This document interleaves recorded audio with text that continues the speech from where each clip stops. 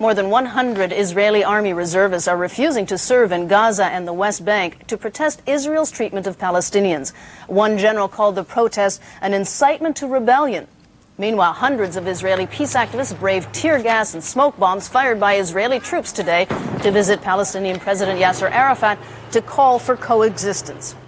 Israeli and Palestinian officials have held secret meetings this week, most recently in New York City yesterday. And despite the almost daily violence, people on both sides insist the cause of peace is not lost.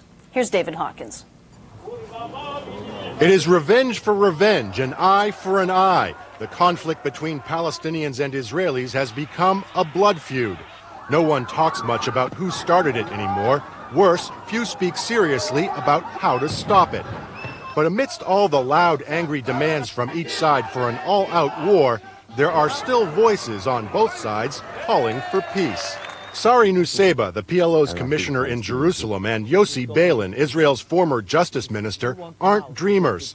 Each recognizes that 16 months of fighting and death have hardened many hearts. People are sick and tired of the current situation. They are ready to be cruel to the other side.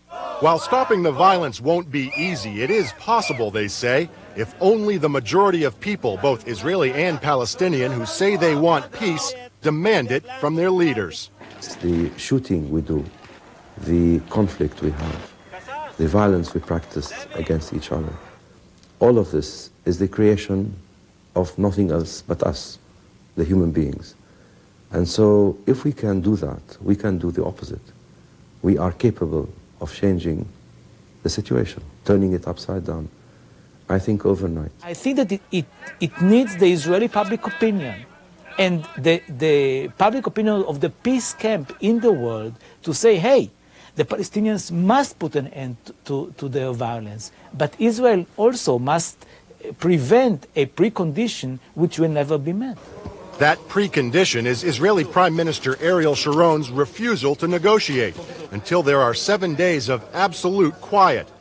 It's a demand that Palestinian Authority President Yasser Arafat has been either unable or unwilling to meet. It's in our interest also to try and, in every way we can, to convey the message to the people that violence is counterproductive. Let us do whatever we can in order to stop this vicious circle of violent acts and retaliation, get back immediately to the negotiating table. The views of these two men aren't popular, especially with the hardliners on both sides, who for now are steering the course of the conflict. And that is part of the problem. David Hawkins, CBS News, Jerusalem.